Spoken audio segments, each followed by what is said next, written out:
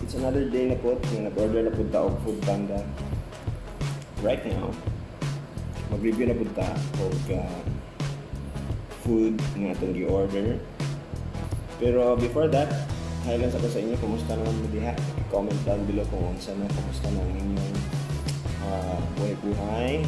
Pagkaon pa pagyapon, ga-order pagyapon mo para sa ako Food Panda or kuan daghan ba mo mga pakitabo di pakibalita lang ko niya, comment down below.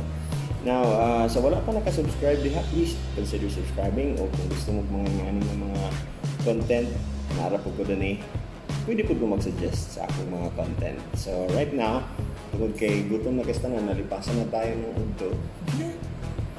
So nag-order ko Cecil's. Yes, sa may Bulwa, Cecil's Restaurant. Ano sabi tawag ka na? Cecil's naman. So, nag-order ko bali 220 with dessert, with juice. Salamat kayo sa nag-deliver. So, ito na, ang Cecil's. Kami, ang cheese roll. So, cheesy siguro ni. Kailangan na ito kung cheesy bagid ni. Kani ang egg pie. Di try na ako egg pie kay. Ganaan di ko mga leche flan, mga food nga gama sa egg. Yellow gyapon mango. So mga yellow gyapon gusto ko. Diet lang sa takaron sa atong kuan, wala lang sa meal, wala rice. Puro pasta mo gyapon carbohydrates gyapon.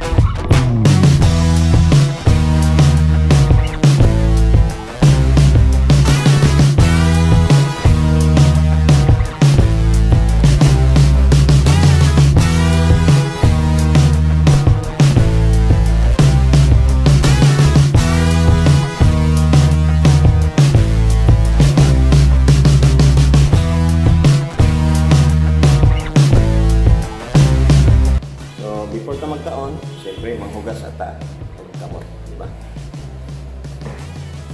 Now, kabalo na mong gita bisag Italian food ning spaghetti na agya po yung Pinoy spaghetti yun nga lasang Pinoy yun, di ba? So, try na to kung atong standard kay kanamang sa mga fast food nga spaghetti. Kung maging nato na andan din sa mga pista nga spaghetti, no? Sahay mas lami ang sa pista nga spaghetti kay mo pasubran yun.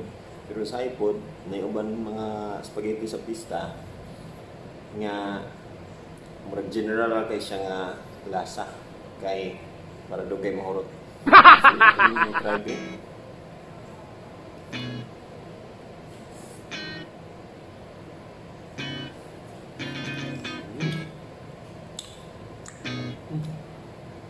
Creamy. So ang Cecil kananan daw pasar lang. So far creamy, milky siya ba? Ganahan ko. Tapos din.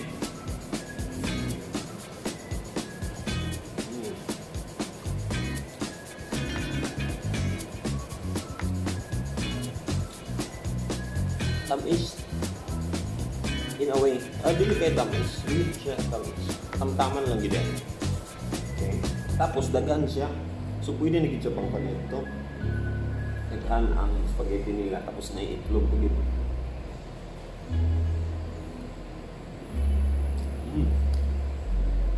Akong gikaw nilang pan, ilang bread sa spaghetti. Humukman ko kayo ang bread. I don't know, pero sa akong mind manggod kay. Ang imong para sa spaghetti katong toasted nga bread bitaw. Toasted nga gahi, so meaning gahi.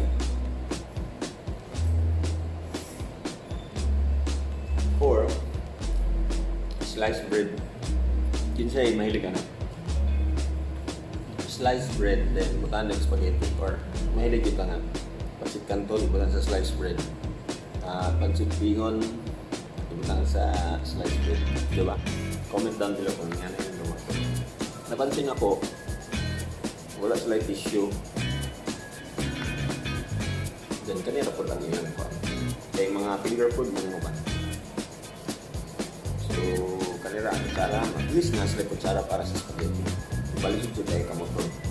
At pag nag-order, wala yung utensils. Mula na nag-order siya. So siguro suggestion ako sa uban ng mga food restaurants nga magpa-deliver.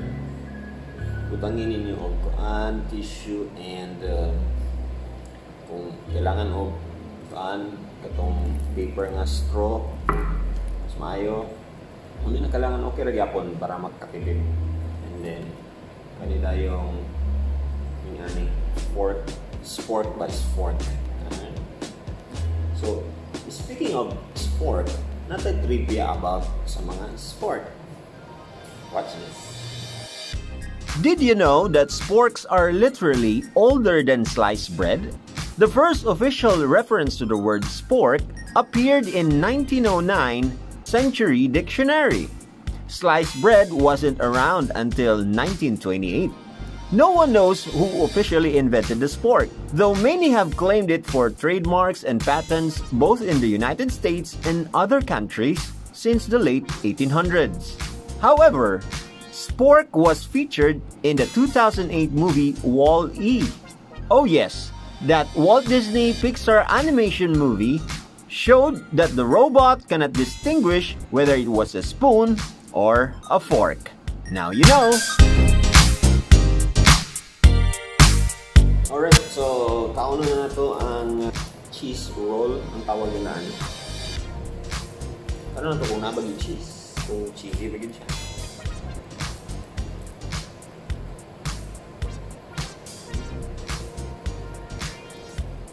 Mura siya katong pan nga akong ikaw. Katong gipakapin nila sa spaghetti ba? Ang gagawin siya.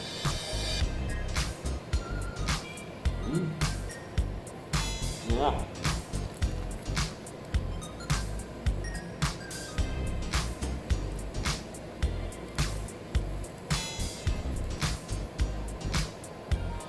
Tamis siya.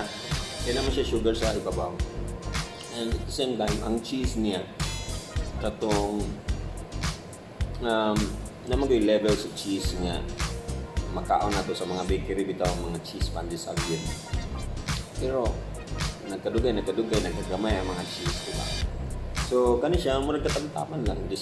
Murag bahin na nila ang cheese ba nga. Naragya pong kayo mga kaon ng cheese. Dili gid katong grabe ka cheesy yun. Diba lahi ang gito mga cheesy pandesal, may lahi ang gito mga cheese nga atong makita to. Makuragya po ang ilang cheese roll. For the price, well, okay na yan.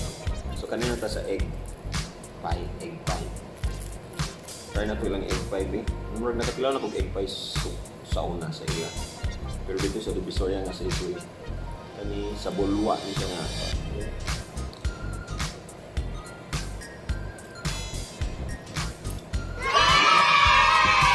Sa may itlog, grabe. Libre na ko na. Sabi no, kung tungod ba na kay yellow, kaya ang mango, ganahan niya po kung mango. Kaya basta tungod kay yellow. Actually, dili siya tamis. Tama rin kayo. Salamat din sa Cecil. So, actually, maghimot ang mga review sa atong mga pang-order. Review niya siya nga, opinion na niya siya. So, hindi man ko chef, hindi man ko review yun, no? So, ako lang hindi try para if ever mag-order mo, gusto niyo i-try ang ako mga na-order, mas nice, di ba? Labi na sa mga taga-Cagayan de Oro nga na Food Panda, no? Or pwede mo makabisita sa ilang mga stores kana ako mga gipang feature din. Not sponsored by Food Panda. Ako ra gimingas to. So if you like this content, comment diha kung ganahan mo kay para maghimo pa ko daghan. Ang ilang packaging, well, mas ganahan ko atong foil, no? Katong foil gid siya nga box. Pero kani nga box okay gyapon eh. Gyapon daghan ko nang iyang ako lang yung ibilin on niya. Para on niya siya snack. Medyo kani moist tayo ilang egg pie. Pero ganahan ko siya pagka moist man po.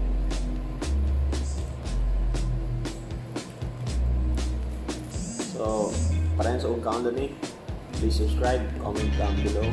Don't hesitate to like, share this video. Labi na sa mga gusto niyo ipalibre sa Food Panda. Okay? Bye-bye.